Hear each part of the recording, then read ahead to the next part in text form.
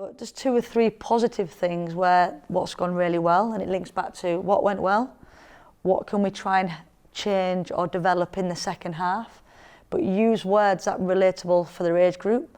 So again, I wouldn't say how do we get better. What's the purpose of a pre-match team talk? What do you cover? And do you have any advice for coaches for delivering it?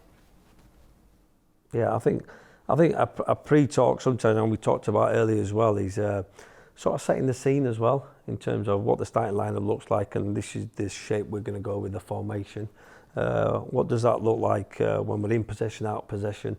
And that's just really setting the scene, giving a bit of structure to the madness that's what's going to follow.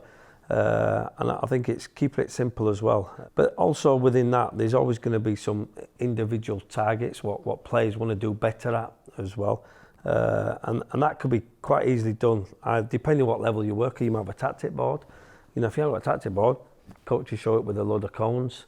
But a pre-talk is really simple, setting the scene. And it's more like, this is our game plan today. But things might change. Because there's always plan B, plan C and plan D. But when things change, what might you do differently, James? So you might throw some little scenarios in as well, because it's a discussion. It's a discussion, and it's really important that you do set the scene. But I think it goes back to the context you're working at as well. If it's grassroots under 6, 7s, you know, kids, go enjoy it. You know, so it's that going back to that emotional intelligence, the environment you're in, and what is it, whatever I say today is going to make an impact. But how much information do I need to give today based on the context I'm working on? Do you have anything to add to that, Suey? No, very similar.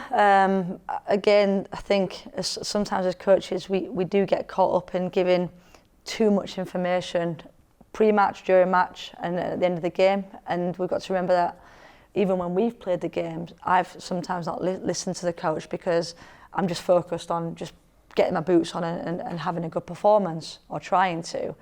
So I think as well, if we've got changing rooms to hand and we've got whiteboards, just ask little questions and so pose it back to them. So what would you like to get out of today's game? And leave the whiteboard in the middle. So when they arrive, they can go, well, I just want to link up with my partner and try and make a successful pass. So actually, then it's a little bit back on them. I think the big thing is, do we ask players how they feel before a game as well? So there's some really good tools out there where it's smiley faces, sad faces, all them emojis, where actually we might need to know how the player's feeling first and foremost, but we haven't got the time to ask all 10 or 15 players. So is there a strategy that when they turn up, we know how they're feeling?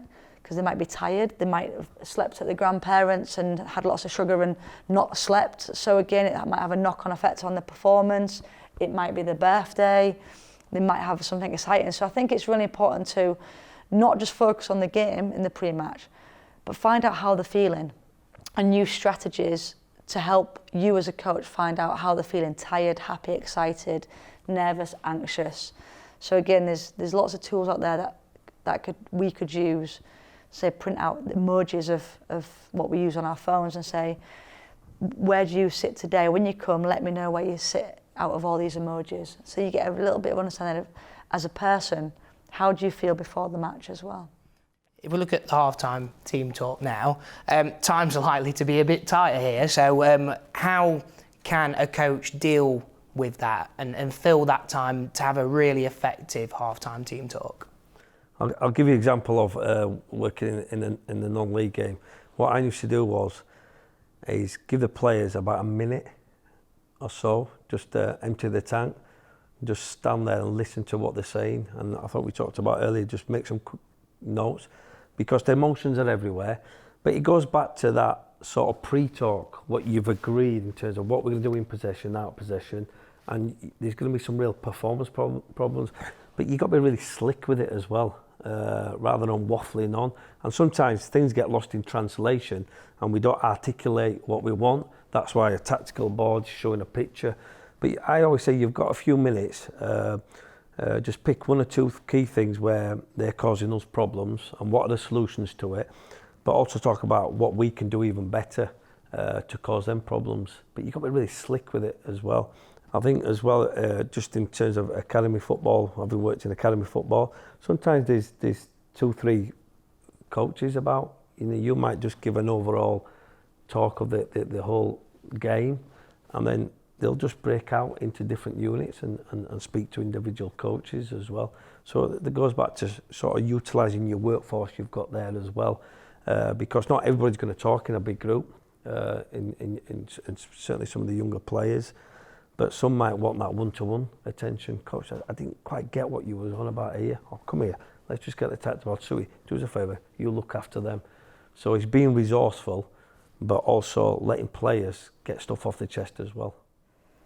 Yeah, and I guess little hints and tips would be when they come off the pitch, all the drinks are in the same place. So you could build a little square. So right, get a drink, go in the square, have a natter with yourself the next minute or so around the game or how you're feeling. So again, it's that safe zone. I know that, again, experience, some parents like to hold the child's drinks bottle so that at half time they go straight to the parent. The parent gives them 2 or 3 hints and tips, and then they come back and say, well, my dad or my mum, she said this or he said that. So I think we've got to try and think about quick wins to help players calm down. So all the drinks in the red square, half time, get in the red square, get a drink, have a chat with your teammates around how you're feeling. Could refer back to those flashcards, so go in, are you still feeling like this when you showed me this emoji today? So there's that. And then get them in, and 2 or 3 points max, because they'll want to tell you something exciting about what they're doing after the game, I'm sure, but just 2 or 3 positive things where what's gone really well, and it links back to what went well, what can we try and change or develop in the second half, but use words that are relatable for their age group. So again, I wouldn't say how do we get better, it might be what one thing might you be excited to do in the second half. And as they get older, then you can start to have those more technical and tactical conversations, but certainly give them their own time. 2 or 3 points, that's it from you as a coach, because their eyes will be wandering, they'll be looking at where the parents are and little waves and things like that. And then just get them back playing as quick as possible, especially on a November day. You don't really want to utilise that 15 minutes. You want to get them back on the pitch. And then it might be for you then, as they've gone back onto the pitch, to go and speak to the parents and say, second half, I've just given them these 2 pointers. So where possible, encourage again and keep supporting the team. So let the parents know what you've said at half time, and try and embrace everybody that's there to watch their son, their daughter, their relation to play the game that we love. But what would be your key kind of summarising points to make sure that full-time team talk is effective, it's successful, it's preparing them for the next training session and then the following match day? Yeah, I think it's important when you sort of wrap up, I call it the wrap up, you've connected and lined your pre-talk second half, and you've done it as simple as you can.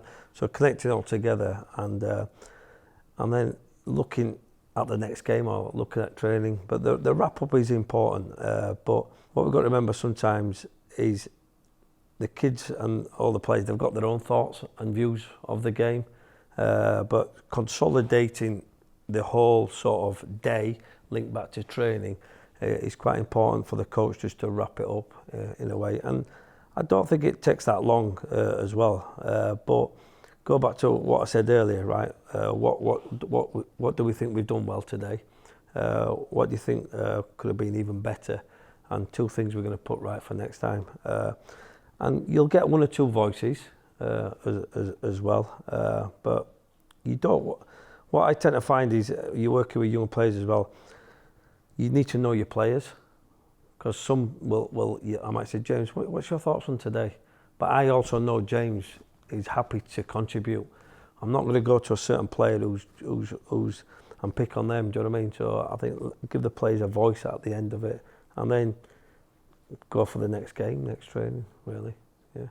Yeah, I agree. I think again, might be some kind of rules that you have in place. So obviously you've got your WhatsApp group for your parent communication, And it might be that you say to yourself, the game's on the Saturday, okay, Sunday afternoon, I'll reflect on the game and just put 2 or 3 points in the parents' chat. And again, it takes away that emotion. I always have that 48-hour rule on an email. If there's an email that's quite important, sit on it, think about it, write it, rewrite it, read it, and do the same for the reflection for the parents. Don't just, you finish a game at midday on Saturday, don't send something by 12:30, 1 o'clock. If you're still in the moment, enjoy your weekend, leave the WhatsApp group until maybe the Sunday or Monday morning, and just say, here are my 2 reflections of the game. I'm looking forward to seeing you on Tuesday at training. I think that's really important because, again, we're volunteers, and I know coaches who will spend 3 or 4 hours on a WhatsApp chat about the game, and actually that time is family time. It might be time to take your young child to the cinema. So there's got to be a part where you go, I'm going to leave it there. What a great game. I'll reflect and I'll have something in the WhatsApp group around the 2 points that we did really well and 2 areas that we're going to work on in training on Tuesday, and leave it as that. And I think if you set your stall out early, especially coming into the new season, it helps parents understand that this WhatsApp group isn't a 24-hour helpline.